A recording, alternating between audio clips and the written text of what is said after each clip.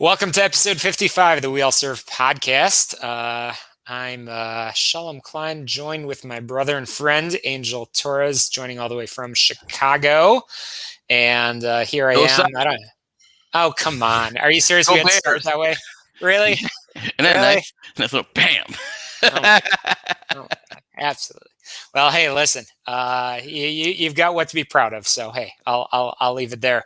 But honestly, usually we start the conversation. By the way, make sure you subscribe, rate, review, share, all that good stuff. It makes it easier for people to find the podcast. We're on episode 55. So that means we've clearly done something right. I guess people are sticking around. I mean, we get a lot of people that are downloading this show. So whether you're watching live on Facebook, Twitter, Instagram, LinkedIn, YouTube, or you are downloading the audio only on your favorite podcast app, just keep doing it. Keep doing it. Tell somebody else about it.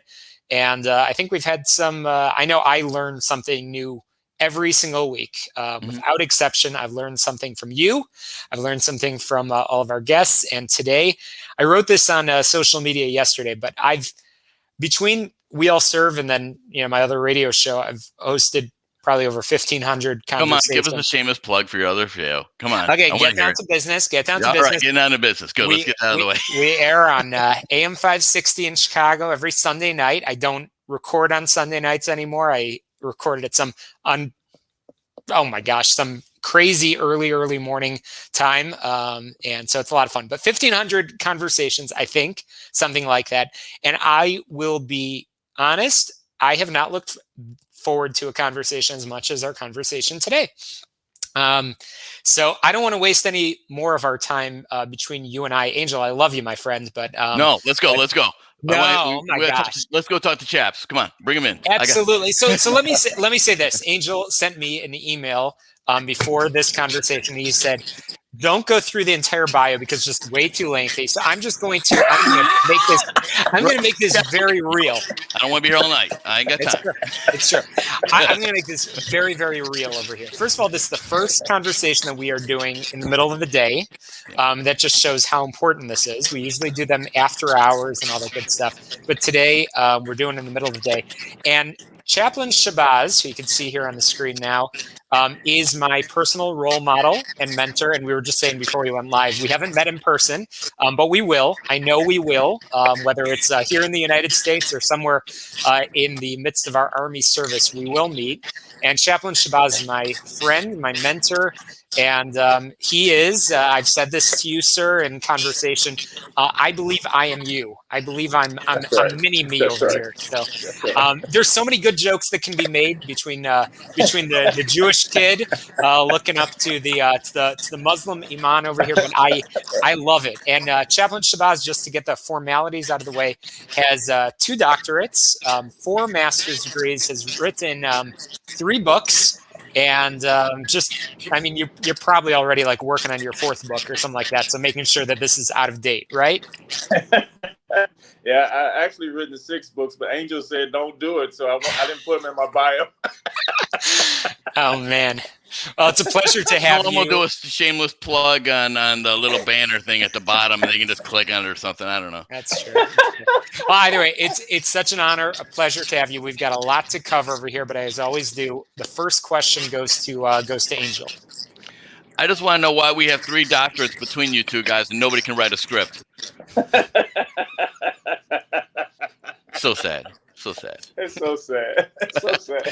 Hey, great to have you on here. And I don't know if Shalom shared with you, but I used to be a chaplain recruiter for the Navy.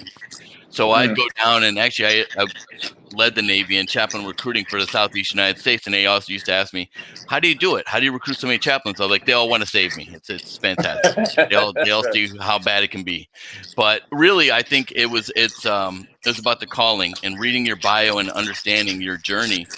I just really want to hear about what called you way back when and what just kind of triggered that and said, I need to be the best representative of who I am and under God to do as much as I can for as many people. Can you share with us that story? Yeah. Hey, thank you. I appreciate it. It's really a fascinating story. When I look back on it, I share it all the time. But, my story started at 10 years old. being molested by a family friend. And because of that molestation, I didn't know how to deal with it. So I was in special education in the 8th grade, failed the 9th grade, failed the 12th grade, had to walk in summer school to graduate. Now, fortunately for me, God gave me a big old body. You may can't tell on the screen, but I'm 6'5", 275 pounds. And so I got to go to college and play basketball. But when I was there, I still was dealing with the trauma. And so I'm not happy about it, but I used to drink myself to sleep at night. And then everybody who looked at me just looked at me and stared at me for more than 3 seconds. I'm not proud of it. I just found a way to beat them to a pulp because I was still dealing with a lot of trauma. I didn't know whether I was a man or a woman. I grew up with all women. I was molested when I was 10. I had all of these feelings going on inside of me. Well, one day that came to a head. People got tired of me bullying them. I went to a party. 6 guys jumped me. I was shot in the back, beat with a shovel, where I almost lost my life. I had to be medevaced out to in Tyler, Texas. You would think now God is shaking me up, I would learn something. Well, I came back to school 6 months later. Again, I'm not proud of any of this stuff, but I think it's the totality of who I am. You know, I had a sawed-off shotgun, and I had a 45, and I was going to eliminate this kid.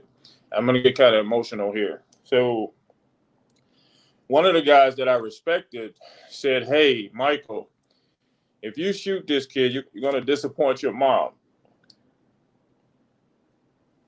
I always had a love for my mother, so I didn't shoot that kid. Fortunately, at that time, I didn't do it, but I beat him up really bad. I went to jail for some time, and I was standing before the judge, and she was calling me all kind of thugs and excrement and all this kind of stuff. And she said, "Do you have anything to say for yourself?" I said, "Yes, ma'am. This kid tried to kill me 6 months ago, and I was afraid for my life, so I defended myself." She asked the counselors, "Is this true?" Fortunately, they told the truth, and she let me go that day. I went back to Louisiana, where I worked as a janitor / cashier at Kmart. And then I decided, because I had a kid on the way, I decided to come in the Army. Well, to be Angel and Shalom, I hadn't still dealt with my trauma. Still was traumatized. So from the time 1992 to 1993, I got 2 Article 15s, chapter paperwork in hand. You compartmentalized it, and it just kept coming out. Yeah, it just kept coming out in the form of self-destruction. So 2 Article 15s, chapter paperwork in hand, an hour away. I had decided, since I was a horrible father, a drunk, and an even worse husband, that I was going to take my life. Fortunately for me, again, God intervened. Somebody came and talked to me, the sergeant major, and said he was going to take me under his wing and become my mentor. This prepared me for my life's work, because 6 months later, I met the chaplain. Now, this is funny because I'm in the field. I just converted to Islam, and I see off in the distance, I see this guy with a candy basket walking around laughing and, talking to everybody. And I say, if there is a God, please don't have the chaplain come over and talk to me. I can't take it right now. And so the chaplain, as God would have it, the chaplain came over and he talked to me and he ministered to me for about an hour.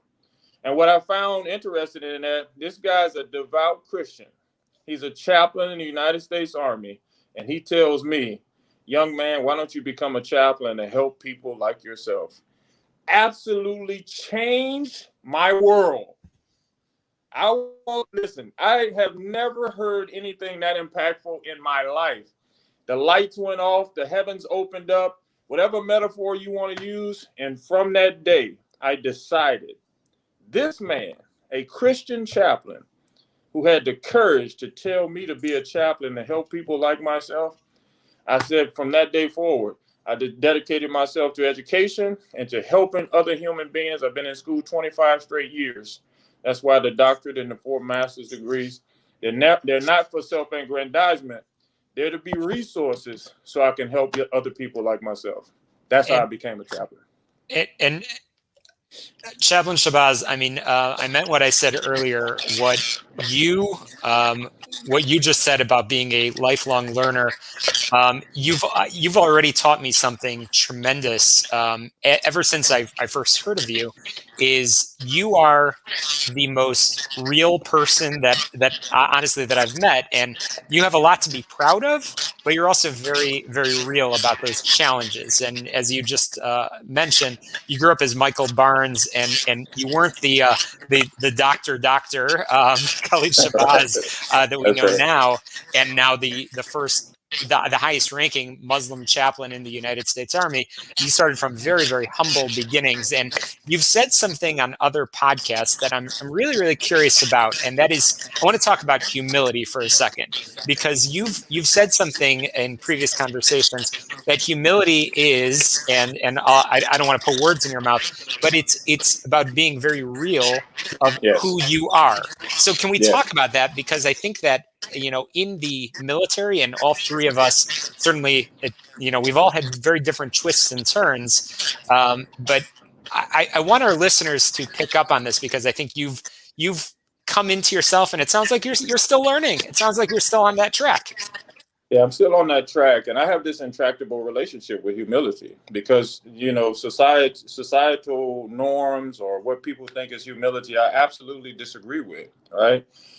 Humility sometimes has this scene, people standing in the background, don't say too much about yourself, and then just go on your way, move in silence. Well, that's a good definition for some people. But for a guy like me, who is trying to share and give away his gifts, I disagree with that. Humility to me is taking all the gifts that God has given me with education, with being able to communicate with people, share those gifts with people, take them into your bosom, and teach them the things that I've learned along the way.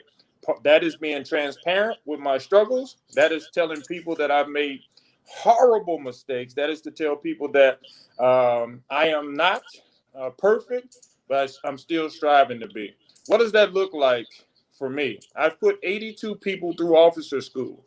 All right. I'm on PhD committees. I've helped 11 people get their PhDs, and also give away hundreds of dollars a year for scholarships for young enlisted soldiers to get their master's degrees. Now, if I wanted to be so-called humble, I could just keep all my gifts and sit in my living room, write some more books, add to my resume, and say, ha, ha, ha, ha, look at me. That's not humility. That's arrogance. So for me, I had to redefine what humility looks like. Now, on the flip side of that, brothers, I get a lot of disparaging comments about being conceited, about being insolent, about being self-serving, because I post every day. Like I posted this morning, in the sense of, you know, all of the trauma that I just told you guys about. When I think about taking a day off, when I think about just being mediocre, that little kid, Michael Barnes, pops in my head, and I get my big old butt up and I go and do something. Because you might miss Michael Barnes. You might not have an opportunity. He might have showed up to work and you weren't there, and you might have missed him.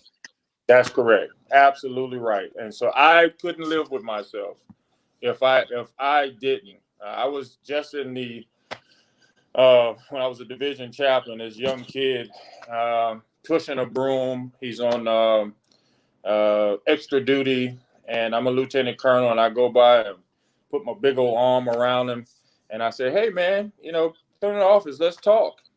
And he just burst out crying. Like, why would a guy like you talk to me, right? And my friend, I got a meeting with the CG here in about 5 minutes. And my friend is like, hey, you got a meeting with the CG? You got a meeting with the CG? I said, hey, listen, I'll reschedule that meeting for me. I need to talk to this young kid. And this, you know, we're military minded. Oh my God, man, we've been waiting to get this meeting for a month. You can't do that. You know, the CG, I said, listen, man, I got to take care of this kid because this kid is me, right? If this kid is crying because I touched him, it's got some stuff going on. And so I didn't. There's some deeper stuff going on that you got to peel the layers back. That's correct. And it takes time to peel those layers back. Absolutely. That general's not going anywhere.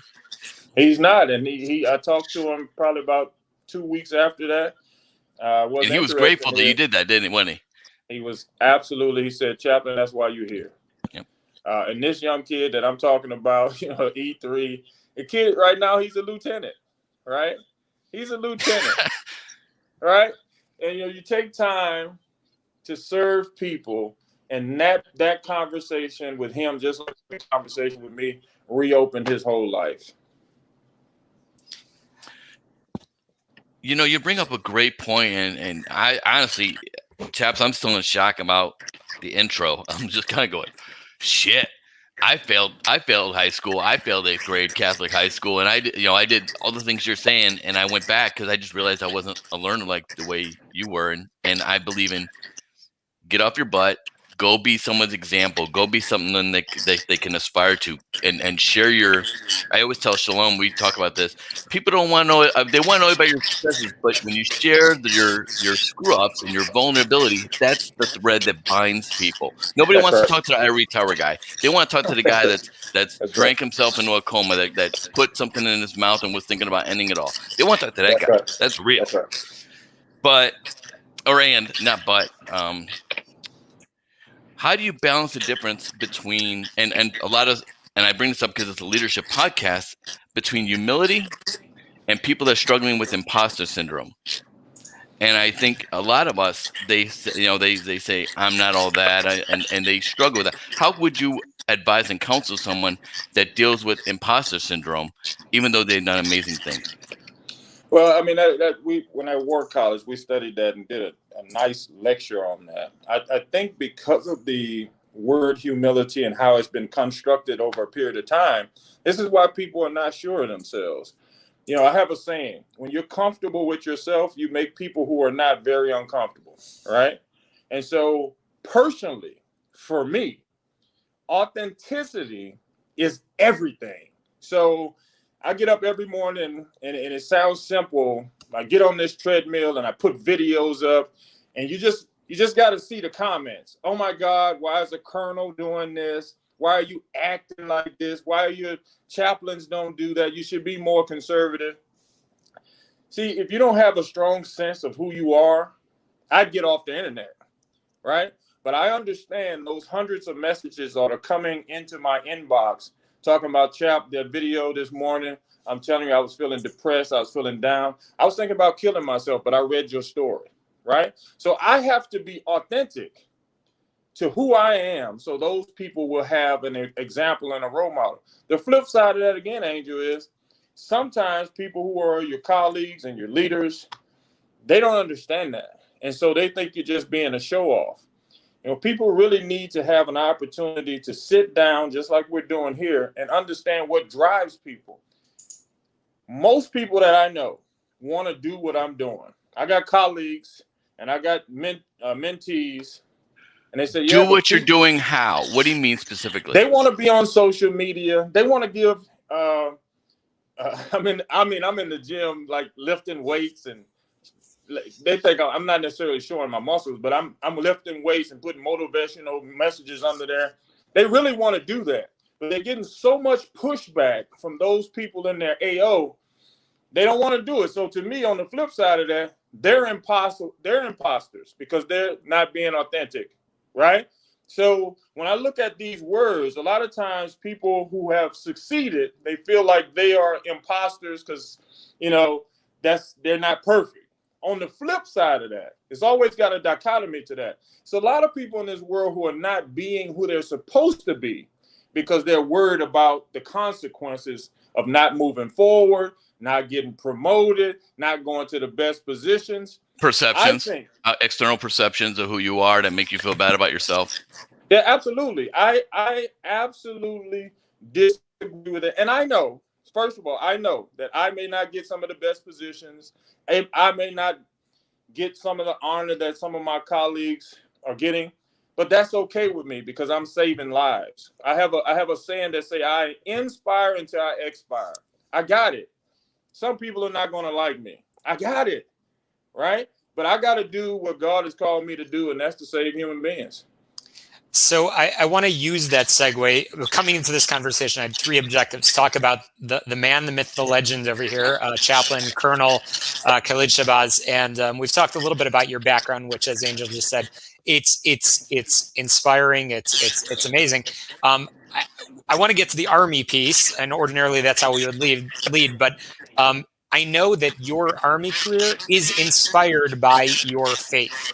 And so I want to touch on the faith piece, and I want to put it out there in the open over here. Again, I'm a Jewish kid, and I haven't talked about this on the podcast, but I came into the Army as a military police officer, which is the role I'm still serving in. But I'm in rabbinical school. I'm becoming a chaplain. What I believe will be the 13th active duty Jewish chaplain in the Army. And that's why I look to you for mentorship and for friendship and for counsel. And you've been there. And over the past 2 weekends, I've been texting you and, random things. And over the next, couple of years, I'm sure we will have a lot of interaction in your role as the command chaplain for Army Central. But faith. You grew up in a Lutheran family, and now you are, as we said, the highest-ranking Muslim chaplain in the United States Army. Let's talk about that journey, and let's talk about something that I found really, really interesting. You posted, as Angel mentioned, you just deployed. You just came back from a short tour, and I believe, if I'm not mistaken, I saw in one of the pictures that you posted, you led a service, and I think there was one person in your service. Yes. And that was a lesson to me. So I want to talk about what that's like. People think that, the 06, the colonel, there must be a throngs, a crowd that must be gathering. That's not always the case, is it? Well, especially not for me. I mean, because I am in a kind of like a small faith group. So, I go to posts all the time. Or even when I was deployed, they get a helicopter out. I go into the darkest places in the Army, and it's got one kid there, one soldier there, and get to have 4 hours conversation with that soldier. And it elevates my soul, because if I wasn't there, who does that kid talk to? Right. And so for me, what happens in situations like that, what the camera doesn't see, yes, I did a service for that young soldier, but we did it in the DFAC. Right. And so I'm talking to this young soldier, give him the service. He's crying in my arms, as usual. That's not unusual. And then we walk outside of the DFAC. This is what the camera doesn't see. I don't go back to my vehicle. I go and sit with soldiers in the DFAC, and I'm telling you, the soldiers are absolutely frightened. I mean, you got an 06 coming to sit at the table with a bunch of privates or E4s, right? What do we do? We in trouble? Exactly. Who do we got to talk to? Who screwed up? Which one of you guys screwed up? Exactly. So I'm just sitting there shooting the stuff with them, making them feel comfortable. And I learned that one of the kids, his father was in the prior service Army, Sergeant Major or something. And I find out it's his birthday. And so what am I to do? I go to TikTok and we do a video of this kid's birthday. Yes. It's on TikTok. I'll send it to you. And then, so out of the box, so forward leaning, man. Yeah. What happens is after that happens, right? And my, people who are in my circle absolutely disagree with this. I give them all my cell phone number. Text me, call me, whatever you need, military-wise or personal-wise. 10 kids at the table. Check the numbers out. 7 kids. Text me and want to find out, can I be their personal mentor? Man, that's my purpose, right? And so these kids are now got me as a personal mentor to help them on that journey on wherever they want to go in life. We got to find a space to connect. And so the Army Times just came out, TikTok famous chaplain, right? I didn't do it for that. I did it because that's where the kids hang out. Yeah. Go ahead, Angel. There's like 2 things that are circling my head. And one of them is the perception that people are saying that you're there to convert. You're available because you're pursuing conversion.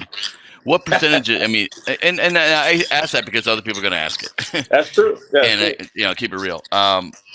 But and that stems around the pious, and I'm sure your answer can capture all both of these points. Is so you're there for the one person that's of Muslim faith. Yes. But I think, and I'm visualizing as I talk to you, that's maybe 10 to 15% maybe of your job, and the rest of it, the other 85% is so much greater and so much more religious agnostic. It's just I'm here as a faith and as a mentor and as a leader to soldiers, and that seems like, if I'm reading it right, please, if I'm wrong, please correct me on that. No, you're 100% right. For me, my philosophy, and it shocks a lot of people, anybody who talks to me, I want them to leave stronger after talking to me. I don't care what your faith is. I'm not trying to convert you. 50 out of 50 times, we're not even talking about religion. We're talking about how to improve you. This shocked a lot of people. I put it on post. I went back to get a doctorate. The second doctorate degree is in Christianity, because I wanted to understand my soldiers. If they ever bring up faith, let me help you be stronger in your faith. I have no desire to convert you. Right? That's on you. That's your personal journey with God, right? And so I had this young master sergeant, and he came in, and of course he was thinking the same way. He said, I need somebody to talk to. You're my chaplain, but just please, I just want to talk about my marriage problem. I said, my sergeant, that's who I am. And so we developed this relationship. And I got to tell you, now you're talking about another shocking thing. After about 3 to 4 months, and he's not a kid, this man asked me to marry him and his wife. So I married 2 Christians, right? The Muslim community went crazy. The Christian community went crazy. I mean, everybody's going crazy. But he said to me, you are a man of character. You are a man of integrity. And I want you to be to marry us. And I married him at JBLM on the field in front of his family. But that's who I am. Yes. When you said I married him, I'm like, well, congratulations. I don't know. Someone didn't tell me you're that kind of guy, but whatever. Love you, no shit. Whatever. It's great. But I know what you mean. You performed the ceremony. I got it. There we go. Yeah, but it was one of the greatest. It was one of the greatest things in my life, right? And so I got to do something. I got a lot of sayings, but be the change really you want to see from Gandhi. We're all in these little boxes. We're all in these little cubby holes where we stay. People talk about thinking outside of the box. Well, if you don't know what's in the box, you can't think outside the box, right? I know what's inside the box. I was a Christian, right? I converted to Islam for my own personal journey, but that should not detract from me helping other human beings realize their potential. That's what was being done to me as a young Muslim, and I refuse to do that to anybody else in this world. So, Chaplain Shabazz, so here on Fort Bliss, where I'm privileged to serve as the Jewish lay leader as I continue my studies towards the chaplaincy, I've been blown away by the reaction of the Jewish community from around the country in contributing prayer rugs, Qurans to the Afghan refugees. I've been personally very involved in trying to recruit an Islamic DRGL, a distinctive religious group leader, or frankly, we need more Muslim chaplains in the Army. Frankly, every installation, every major installation should have an Islamic chaplain, because everybody deserves the right to, as the chief of chaplains frequently speaks about, spiritual fitness, spiritual faith, and so on. And I know that you are an example, and I know that you are. I told Angel this the other day. I think you're the busiest man in the Army these days, because you're moving and grooving all over the place. Frankly, because you're in such high demand. Don't take this the wrong way. It has nothing to do with any of those degrees, and nothing to do. There's so few of you that are out there. So my question to you is, what we are brothers over here. We are brothers in the Jewish faith, in the Islamic faith. Bottom line, there are not a lot of chaplains that are out there. So Right. my question to you is, what's your message to our brothers and sisters of low density faiths? That's what the Army calls it. What's the message that you want Dr. Shabazz to put out there? Yeah, well, one of the things is I like what you said. I'm in such high demand. It has nothing to do with degrees. Every place that I go, it's not because I'm the imam. Every place that people invite me to, besides Qatar and Kuwait, and to advise on the Afghan situation, every place I go to is either guest speaker for prayer breakfast, luncheons, leader professional development, and none of them have to do with me being a Muslim. Not one. Right? And so all of those things that you see, none of them have to do with that. For our low density faith groups, what I tell the 3 Muslim chaplains now that I am mentoring, they just came on active duty, I said, you better start thinking holistically as juxtaposed to your own faith group. Angel said it best. Actually, I probably 99.9% of my work is for people outside of my faith group. I see the Muslims on Friday. I take that whole day and I counsel the whole community. We just sit down and talk and have private counseling. But Monday through Thursday, that's all people outside of my faith group. So for what I would say for the young distinctive faith group leaders, you better learn how to serve everybody or you won't be here long. Absolutely. That's you're spot on. And last question, just on my end in terms of faith, before we transition a little bit to your Army career, is just the need for chaplains. What in your mind is the role of a chaplain, and frankly, how can we convince more to I'll interject my question by saying you gave a quote that I looked up a little bit ago, and you said that you are like a life coach. Found that really interesting. So how can we inspire more to come into that? And I know, Angel, you've been the recruiter for chaplains. Yeah, I think just from my foxhole, we are life coaches, right? We are behind the scenes purveyors of hope. We are the people who are most of the time, besides probably me, like behind the scenes, not really seen and not kind of out front. And that's kind of who we are. One of the things we do is all of the people that we see, I mean, most of the time, 99% of the time, it's confidential. So we don't go and brag to the commander about what we're doing. For the young chaplains who are coming in, they have to understand this. The first year I was in, I didn't understand that. And I was depressed. I was like, oh, my God, I came back to be a chaplain. And at the hail and farewells, where they're thanking everybody, they thanked everybody in the room but me. And I have my wife there. And I want them to thank me, and I want them to tell what a great job I've been doing. But at that moment, I didn't understand. You're the guy who all the problems are heaped upon you, the guy or gal, and you may not get thanks in the public realm. So I had to come to an understanding that all of those people that I talk to, who they're praising, who they are honoring, that's not what the chaplain necessarily is. The chaplain is a behind-the-scene purveyor of hope, taking care of readiness issues for the commander and the command team. And you got to be okay with that. Okay. You got to be okay with that, knowing that those people, you give them legs. And sometimes, most of the times, you're just behind the scenes, kind of hanging out, taking care of people. That's a hard pill to swallow, by the way, in a type A culture. And so you got to be really mature, honestly, to be a chaplain. Yeah, it seems like sometimes you have to have that self-talk, and we all get caught up into it. And you say, it really feels bad to be slighted. But then you think, am I really here for them and their adoration, or am I here to do God's work? This is my calling. This is what I've been called to do. It's bigger than my ego. So I need to go ahead and put that aside and focus on the work. Yeah, that's hard, man. I tell you, it is hard. It is hard. That's hard. When I talk to young chaplains, we have those conversations to say, hey, listen, I know you want to be thanked. I mean, we have wives and children. We want somebody to pat us on the back and say, hey, chaplain, man, you're a good job, right?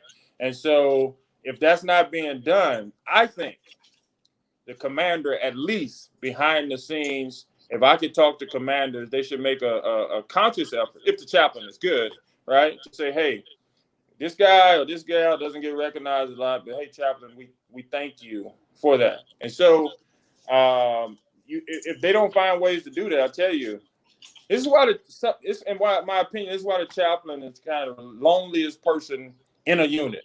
Because everybody I call it, most people may not like this, but I call the chaplain, he's like the kicker on the football team, right? Nobody even knows he's on the team until it's the last couple of seconds when the team is in trouble. Either he kicks that ball through the field goal and everybody loves him, or in that critical time, if he doesn't kick the field goal, everybody hates him. So, in my opinion, the chaplain's got to be ready to kick that ball through the field goal, and everybody's going to love you for that moment. But at the end of the day, you got to have some self-love up to that point, or you're going to destroy yourself. I think I disagree with you in a bit, and I agree with the reference with kicker, but I think with the chaplain, with a kicker, it's transactional. It's a one-time thing. Whereas when a chaplain is effective, the entire culture and climate of the entire organization is permeated and effective and healthy. And having that organizational health is something that's not a one and done. It's not a struggle, but it's a conscious and unrelenting pursuit. Yeah. Well, you only disagree because you're a Bears fan. I mean, I'm a Saints fan, and that's why you disagree. That's right, Hudat. That's right. As long as you understand. God made saints. The animals of the field came later. No, that's good. I like that. So just changing gears, really, just during our last few minutes together, and this has been a lot of fun. I mean, just putting aside that title as chaplain, but as a soldier, you came in. I think you made it in the enlisted side to E5, and I mean, did you accomplish everything that you set out to accomplish in coming in? I know you've had your twists and turns. You're almost chaptered out of the Army. But did you accomplish everything? And what would you say to the young Michael Barnes that came in? How many years ago has it been? 1992. It's 28 years ago. Yeah. Yeah, I don't want to disappoint anybody, but I didn't have any goals, right? I mean, seriously, I came in to take care of my family. My wife will tell you, if she was on here, my goal was to have $20 left so we can have something to eat after all my bills were paid. That was my only goal. And then the chaplain side of the house, I didn't have goals. I just wanted to take care of people, right? Wherever they sent me, I was going. Whatever job they sent me, I mean, I may have felt inside of me sometimes, man, I should have had a better job. Why did I get slighted on this job? And then I quickly come to my cognitive self and say, hey, Michael Barnes should be proud to be a captain or a major in the United States Army. Go to the assignment and transform the position. So for me, even now, I got people calling me. Sometimes people are whispering in my ears, oh, you should have that assignment. Why are they putting you in that assignment? I got to stop them. I say, hey, man, I'm not trying to be cheesy here, but let's just be thankful that God has me in a position where I can help people. And they're like, oh, man, but what are you thinking inside? Let's just be thankful that God has me at this position where I can help people. And I gotta talk myself down, because sometimes I'm thinking to myself, why didn't I get that position? Why isn't somebody calling me for bigger and greater things? And then I'll tell you, just this morning, I posted that picture of little Michael Barnes, and I thank God. And I said to myself, I'm thankful to be here. Now let me go in to lift 365 pounds. I'm 52 years old, and let's get fired up. Woo! Straight up, I got to be honest with you. That's who I am. I think it lends to faith, and faith being just trusting that you're in a position where you're at when you're supposed to be there, and it's something that's beyond your scope and your cognitive reasoning, that there's a bigger plan, and you are where you are to impact someone's life and sometimes taking yourself out of the equation and getting away, removing yourself from your own way is what I call it. Absolutely. Yeah, you will, because you start thinking about these grandiose plans and the grandiose positions and where you should be and who should be talking to you because you're doing such great work. Come on, man. I mean, that to me, that's some serious arrogance. And for me, I want to keep myself grounded to say, man, who could have imagined? If I was, you want to talk to young Michael Barnes? If I could have told young Michael Barnes you were going to be an 06 in charge of arson, I mean, I think Michael Barnes probably would have slapped me. Like, come on. He would have said, urinalysis. You need a urinalysis. You can go to the lineup and do whiz quiz or something. So I mean, that's how you talking about humility. Now that's humility. You got to stay grounded, like saying, man, what a great opportunity. I wanted to bring my father to arson. I walk in, they say the command chaplain, and they don't know. And I hope none of them are on here. I just close the door, man, and I go cry sometimes, because, this kid, I got shot in the back. Like I was supposed to be out of here at 21. And now you walk into your office and people are saying that you're important. I mean, that's some humility. That's some humble stuff. I think the reason why, and this is my final point, Shalom, the reason why, and Shalom calls you, he's basically what I equated you to was the James Brown of Chaplain Corps. Like, yeah, moving, yeah, grooving, yeah. and you are, and you know what, and you're doing what you love, and you're busy because you do what you love, and it creates its own energy and its own excitement, its own ecosystem. And as long as you keep moving, doing good things, you can't be wrong, and you like being happy. So keep doing that. Hey, thank you very much. I wish I could have your support after my public prayers. After I pray and I say, let Patton's own say amen, I say, woo! Half of the crowd is like, is this dude nuts? But that's just who I am. Talk about James Brown. That's just who I am. And some people like it, some people abhor it. But at the end of the day, I would hope that they get from me that this guy's sincere. He loves us. He's authentic. And he would do anything for anybody at any time, at any moment. Yeah, I know that's true. I have one final question for you, sir, and that is the name of the podcast is called We All Serve. And I say this all the time, that I'm proud of my service, of all three of our services in uniform. I would say definitely that the green uniform is better than the blue, but that's a separate conversation. You totally beat me to it, dude. I was trying to find my mute button because I was going to jump in there, but you got me to it. Okay. I knew. I'll let you have this one. I like James Brown, so you can have this one. Okay, very good. But Chaplain Shabazz, I'm curious what your message is for those that are out there that are tuning in that for whatever reason they're not joining the Army, they're not joining the Navy, the Marine Corps, the Air Force, whatever the case may be. But what's your message of service? What's that one homework, that takeaway that you want everybody tuning in here today to put into practice in the week ahead about service? Well, service, I have a couple of quotes that we're in here with. The first one is, most people die at 25, but they're not buried until they're 75. I'm going to say that again. Most people die at 25, but they're not buried until they're 75, because most of us buy into the false narrative of reality. Well, you can't do that because that's not realistic. And then we just spend our whole life in this pure nothingness. And then at 75, somebody's throwing the dirt on your face and you have a life of regrets. So if you want to serve, wherever you want to serve, it doesn't matter. Go out and do it. And based upon that quote, this is my life quote. If your ship don't come in, swim out to meet it, right? You don't need a lifeguard. You don't need a life coach. What you need to do is find everything in your power to get to your ship, and that's your destiny, that's your purpose, and get there without equivocation. Don't ask for permission. Don't be apologetic about what you're supposed to do in life.